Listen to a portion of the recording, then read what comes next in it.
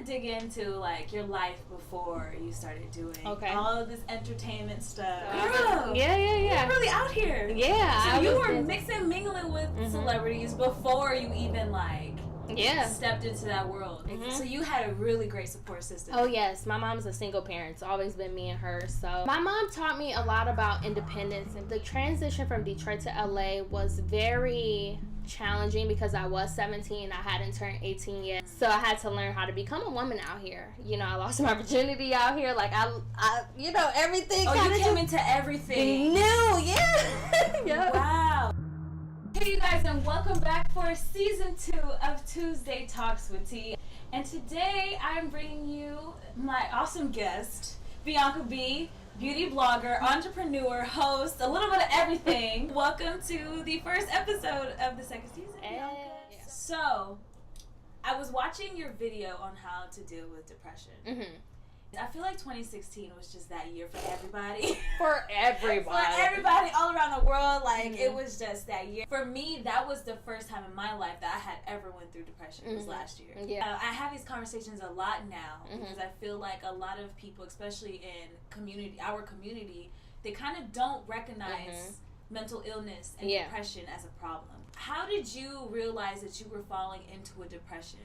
I think when you, I know this sounds so bad, but when you start thinking about hurting yourself or killing yourself or not really understanding why you exist, you like, oh shit, I have a problem. Like, this is not how I usually think. And so for me, I was like, okay, I need to get out this mindset. I need to stay busy. I need to get on my knees and pray, man. Like, because it was getting really bad because it was my first experience as a freelancer in the film industry, not having a job for months. To the outside world, you're like, oh, this girl is rich. She got this lavish life. And I'm like, no, boo, no. So for me, it was meant for me at that time to make that video because I've gotten stronger. I know how to deal with depression. I know what I'm capable of. So was it hard for you to admit to yourself that you were in fact depressed? No. It wasn't. No, I'm pretty blunt and honest. So I'm like, yo, I'm depressed. Like, I'm crying every other day, like, about life and why I'm existing. Like, yeah.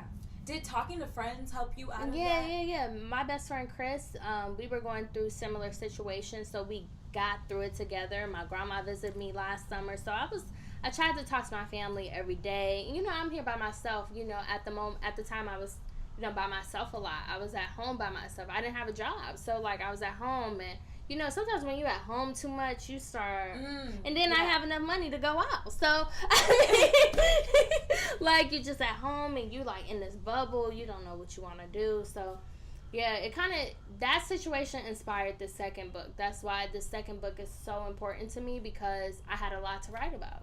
So you weren't afraid to let your family know what you were going through? No, hell no. Yeah, because a lot of people, like, are afraid to admit that to other family or won't tell them. Yeah. Because they don't want them to worry. Yeah.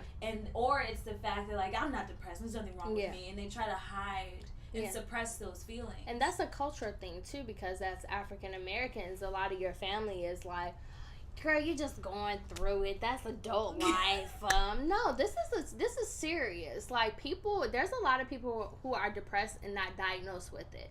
I don't want to go into medical stuff like that because I'm not even a genius at that. But I think that people definitely need to have therapists. I think people need to talk to people that are not their family or friends because, of course, they're going to tell you what you need to hear.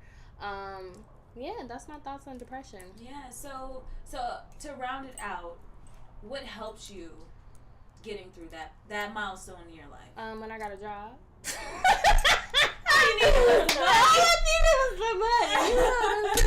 Yeah, when I got a job and started being around people who were in the industry and starting to surround myself by people again, that was good. Like, naturally, I am a homebody like you. Like, I like being at home. I like smoking my hookah, like with a friend. Like, I'm that type of chick, but I've learned with my career and being out here by myself, I have to go out or I'll go crazy. Yeah. Yeah, I'm starting to learn that now. Yeah. I'm like, I can't look at these four walls no more. Yeah. Because this is really just, Yeah. It's not healthy, honestly, to be in the house. an introvert and in the house. Like, it's really actually good to be out in the streets talking to people. Because you never know who you may meet. Exactly.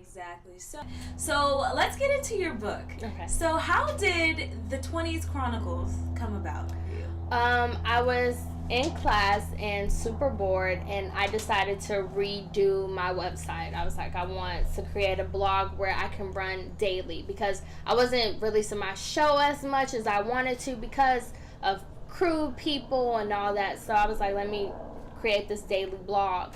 I got interviewed by someone from Control Magazine, and she was like, you should really turn your blog into a book. So I was like, when I think of an author, I think of someone who's smart. My vocabulary is not insane. It's not, like, big. So I ended up taking a creative writing class, and the teacher was like, your writing is really good. And so I was like, well, I might as well turn this blog into a book. So I did it within probably like a year and a half. I released it. It did very well. I'm working on my second book, Plot, Plan, and Slay. My goal is to release it this year. So... yeah. So you had to edit it, right? I had an editor. Yeah. Mm-hmm. How did you end up finding that source? My mentor is an author. She's wrote like 8 books. Her name is Monica Marie Jones, and she linked me up with her editor, and she helped me edit it. So yeah. Wow. So you've just been blessed throughout, your whole journey. You've networked enough, and you've been relatable enough to where people do want to help you. Yeah. So, I think that's awesome, because sometimes some people come out here and they're like, I don't know what to do, everybody's this, everybody's that. Right.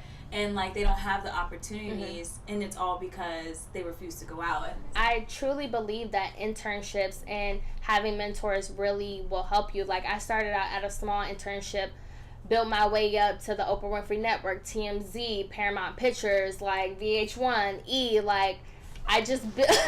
Wait, hold on. Forgot to ask you about all of that. So how were you able to rack up that extent of a list as far as jobs go? Because girl, you're only 23? Yeah. And you've done so much. You know that people who are 27 are like, damn, like how? Yeah. So how did those jobs come about for you? Well, definitely being in college made a difference, because they always want college interns. I simply applied online and just made sure I slayed the interview and made sure I was myself. My first internship was doing social media marketing for a pilot show, and I learned a lot about Google, like all the Google calendars and all that simple stuff, like that is really complicated but can help a production. I learned that aspect. Then I went to After Dark Films. My teacher suggested that for me. He put in a good word for me. And then after that, I was at the Oprah Winfrey Network. I simply just applied online for that one and got it. I actually applied twice. I had applied for one position that I didn't get, and then I applied again for another one and ended up getting it. My boss was such a powerful African-American woman. I love her name. Her name was Keisha, like super dope. After that, I ended up going to TMZ. I saw something on Instagram where they were hiring for interns. I got that within a week. After that, I went to Warner Brothers. I was there for a summer in their summer tour department, which was a headache. I was there, and then after that, I ended up getting a recommendation from the same TMZ boss to work on a VH1 show. It was a show, but it didn't get picked up. It was a pilot. And that same boss, he was like, I'm working on the E! Show. Do you want to come over? Worked on that one show. Then I applied for E! News, was there this past year. So everything, just relationship. Exactly. So what is some advice you have for anyone that's doing anything in entertainment, period? My biggest advice is to not compare yourself to people. A lot of us have our highlighted reel on Instagram, and I feel that you should not compare yourself to people. You should not settle. Be consistent when it comes to your career. Learn how to be still too. A lot of people, when I mean being still, is like whatever faith or God you believe in, like pray to Him. Once I trusted God, everything is on my hands. I've learned how to be still and learn how to not always be busy. Like this past week, I was busy so much that I almost fainted. Like I was like going so much that I needed to rest. So I think it's important to get your rest, be consistent, plan things out, and don't rush projects. A lot of us want to get it out there, and then we end up failing because we didn't properly plan it. We didn't properly have a business plan. We didn't think thoroughly if we had enough funds for this project yet. So don't rush projects, be consistent, and stay positive and have faith, and surround yourself. Who you hang around is so important. Who you hang around is so important. So that's the biggest advice. Awesome. So what are some plans for you? Like, what do you plan to accomplish this year in 2017? I have I can't talk about that, but I have some stuff in the works. 2 businesses, 2 television opportunities, and I'm just staying positive. I'm releasing my 2nd book this year, so yeah, just staying busy, being a busy bee. Awesome. Yeah. Well, thank you so much, Bianca, Thank you for coming on Tuesday Talks with T. I really appreciate it. And Thank then you. from sister to sister, this is like, for anyone at home or anyone that looks like us, you know, Yeah. they see Black women actually getting along. Exactly. And not supporting catty. one another. Yeah. Exactly. And almost forgot, I got you a little Oh. basket together for you. Oh, crap! You're a beauty blogger, so I was like, I might as well get her a few beauty items. You can never Oh. go wrong. Oh my god, this is so cute! Oh my god, Yes. this is cute. So enjoy, girl. Get a spa day going Yes, on. And get like- your little papaya mask going on. Yes, and I like everything. this little setup, giving me Oprah vibes. Oh, really? Yes. I'm gonna try it.